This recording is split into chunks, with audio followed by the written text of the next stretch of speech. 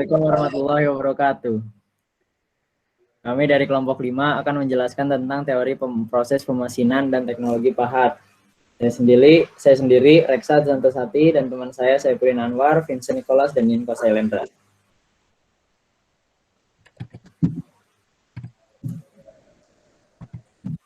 Pertama, teknologi pemesinan. Dalam industri manufaktur, proses pemesinan merupakan salah satu cara untuk menghasilkan produk dalam jumlah yang banyak dengan waktu yang relatif singkat.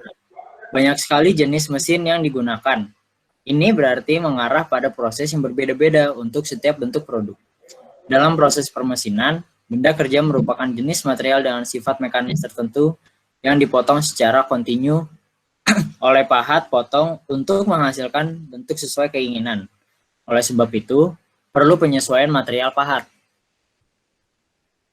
Proses pemotongan logam merupakan suatu proses yang digunakan untuk mengubah bentuk dari logam komponen mesin dengan cara memotong.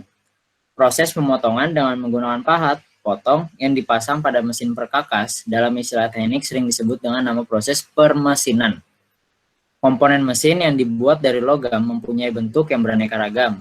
Umumnya, mereka dibuat dengan proses permesinan dari bahan yang berasal dari proses sebelumnya, yaitu proses penuangan atau casting, dan atau proses pengolahan bentuk metal forming.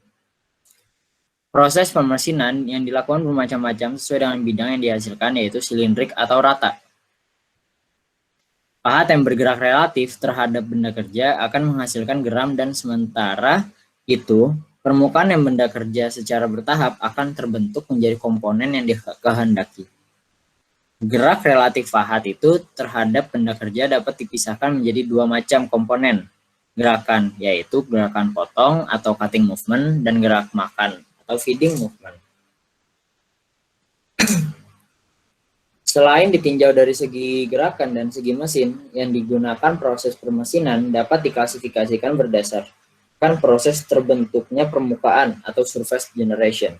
Dalam hal ini, proses tersebut dikelompokkan dalam dua garis besar proses, yaitu yang satu, pembentukan permukaan silindrik atau konis, dan pembentukan permukaan rata atau lurus dengan atau tanpa putaran benda kerja. Berdasarkan gambar teknik, di mana dinyatakan spesifikasi geometrik suatu produk komponen mesin, proses bubut dipilih sebagai suatu proses atau urutan proses yang digunakan untuk membuatnya. Bagi suatu tingkatan proses, ukuran objektif ditentukan dan pahat harus membuang sebagian material benda kerja sampai ukuran objektif tersebut dicapai. Hal ini dapat dilaksanakan dengan cara menentukan penampang geram sebelum dipotong. 5 elemen dasar proses pemesinan yaitu 1. Kecepatan potong, 2. Kecepatan makan, 3. Kedalaman potong, 4. Waktu pemotongan, dan 5. Kecepatan penghasilan geram. Ini adalah macam-macam dari pemakanan atau pemotongan.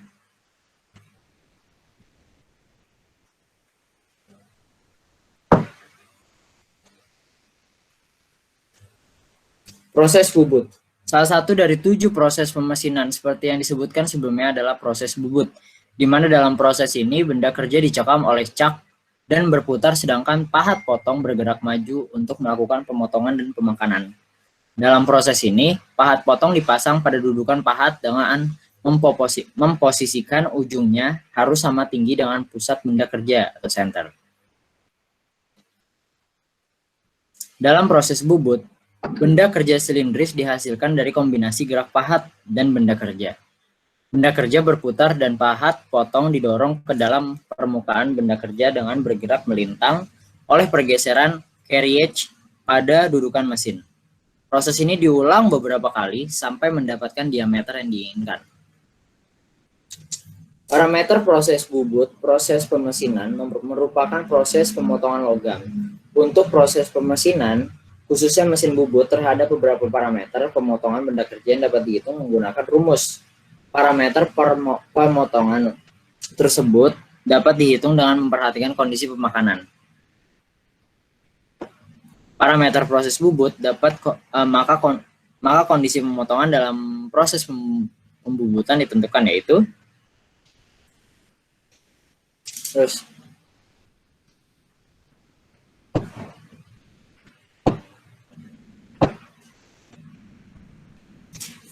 di sini ada benda kerja. DO sama dengan diameter awal, DM sama dengan diameter akhir, LT sama dengan panjang permesinan. Lalu pahat, XR sudut potong utama, dan sigma O sudut geram. Lalu mesin bubut, A sama dengan kedalaman potong, F sama dengan gerak makan, N putaran poros utama benda kerja.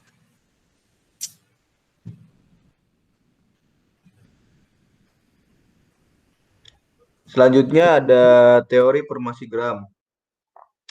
Gram merupakan bagian dari material yang terbuang yang dihasilkan dari proses permesinan.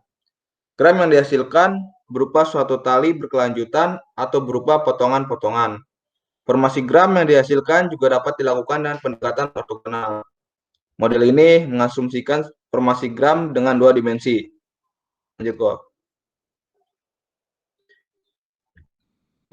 Nah, ini gambar contoh dua dimensinya, jadi pandangan yang lebih realistis tentang pembentukan gram menunjukkan daerah pergeseran ketimbang bidang geser. Juga ditunjukkan daerah pergeseran sekunder yang dihasilkan dari gesekan pahat dan benda kerja. Lanjut kok.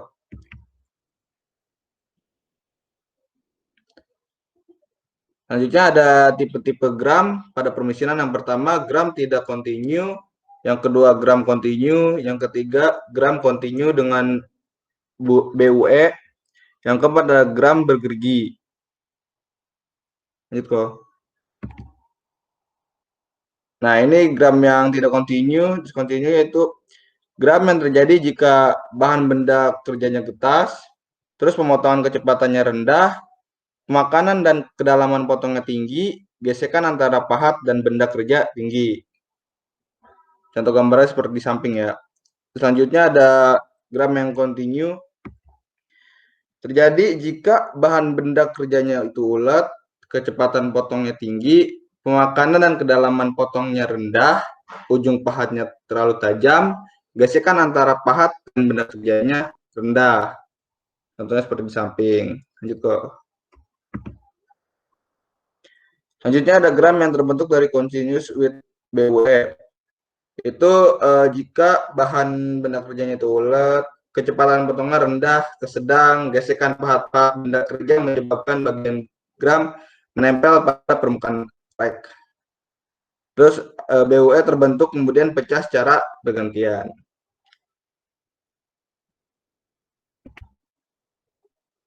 Nah, selanjutnya ini gram yang tadi yang seret, itu yang terakhir yang bergerigi. Itu terjadi jika semi kontinu tampak seperti mata bergergaji. Gram siklis ini terbentuk dengan pergantian regangan geser, tinggi, dan rendah. Dikaitkan dengan logam sulit di mesin pada kecepatan tinggi. Lanjut kok. Lanjutnya ada relasi antara gaya dan energi permesinan. Nah, gaya sendiri ini adalah kemampuan untuk menggerakkan sesuatu, dengan kata lain, gerak dihasilkan oleh gaya. Nah, kalau energi adalah besarnya gaya yang dikali jarak, dengan kata lain gaya ada karena terdapat energi. Jadi bisa dijelaskan energi ini akan menghasilkan gaya dan gaya akan menghasilkan gerak. Jadi semakin besar energi ini, semakin besar gaya dan juga geraknya. Ketiganya ini sangat berkaitan, sehingga bisa dikatakan energi menghasilkan gerak. Lanjut. Umur pahat. Umur pahat dapat didefinisikan sebagai lamanya waktu yang diperlukan untuk mencapai batas kausan yang ditetapkan. Saat proses pemesinan berlangsung, bahwa pahat telah mencapai batas kausan yang telah ditetapkan atau umurnya dari kriteria berikut. Yang pertama, adanya kenaikan gaya potong. Yang kedua, terjadinya getaran atau cekel. Yang ketiga, penurunan kehalusan permukaan hasil pemesinan dan atau perubahan dimensi atau geometri produk.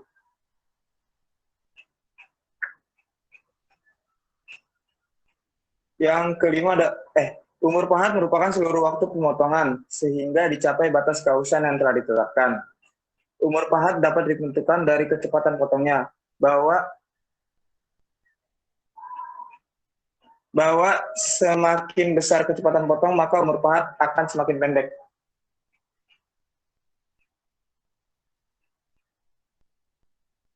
material pahat.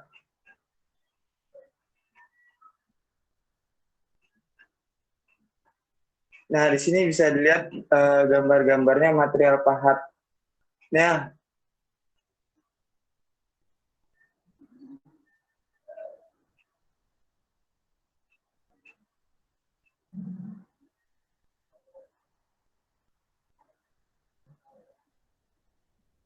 geometri pahat.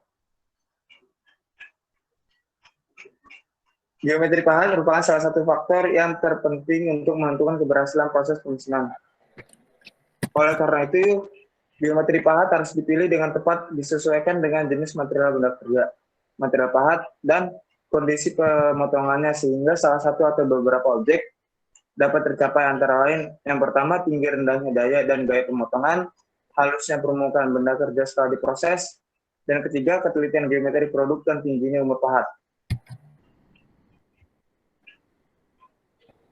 Dengan menentukan sudut-sudut pahat yang cocok bagi suatu pekerjaan yang spesifik, maka proses pemesinan dapat dioptimalkan. Untuk menganalisa geometri pahat diperlukan suatu sistem bidang referensi di mana sudut dapat ditentukan harganya. Geometri pahat yang dibahas hanya pada pahat bermata potong tunggal atau single point cutting tools. Sudut-sudut yang terdapat pada masa pahat disebut sudut utama pahat atau basic tool angle.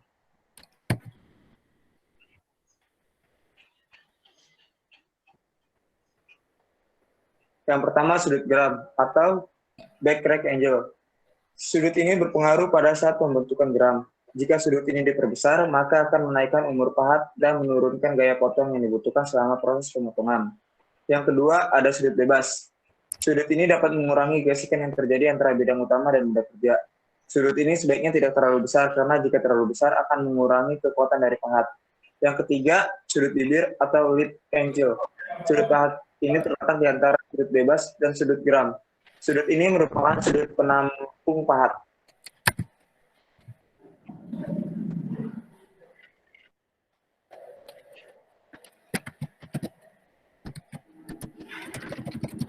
Berikutnya ada fluida pendingin atau coolant.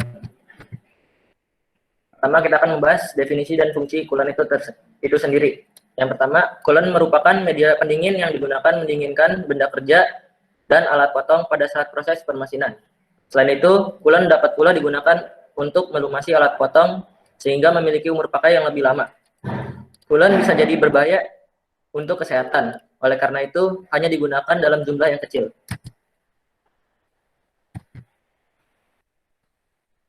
Nah, di sini ada tipe-tipe pendingin atau coolant. Yang pertama SESW machining coolants. Yang kedua SEMW machining coolants atau oil in water. Yang ketiga SN machining coolants insoluble in water. Pertama kita akan membahas SESW. Ya, ini termasuk ke dalam kelompok larutan. Nah, komposisinya sendiri itu ada yang pertama material anorganik di air, pengaplikasiannya pada benda. Yang kedua, material organik atau sintetis di air. Pengaplikasian itu permesinan pada kecepatan potong yang tinggi. Kelompok selanjutnya ada SEMW, termasuk ke dalam kelompok pelumas. Komposisinya itu 2% sampai 20% cairan pendingin berjenis pelumas yang dilarutkan di air. Yaitu SEMW ini memiliki sifat pendinginan yang baik, tetapi tingkat pelumasan yang rendah. Pengaplikasiannya misalnya pada bubut, fries, dan pengoboran material yang mudah diproses dengan mesin, pada kecepatan potong yang tinggi, dan pada proses dengan suhu tinggi. Dia ini rentan pada serangan bakteri dan jamur. Jenis berikutnya ada SN. Dia ini termasuk ke dalam kelompok minyak potong atau cutting oil. Komposisinya itu minyak mineral dengan polar aditif, minyak atau ester sintetis atau EP aditif. Dia ini untuk kecepatan potong yang lebih rendah, kualitas permukaan yang lebih baik, dan material yang sulit diproses. SN ini juga merupakan pelumas yang sangat baik dan pelindung dari korosi. Nah, di sini ada semacam panduan untuk memilih jenis-jenis coolant tergantung dari jenis permesinan yang akan kita gunakan. Bisa dilihat sendiri.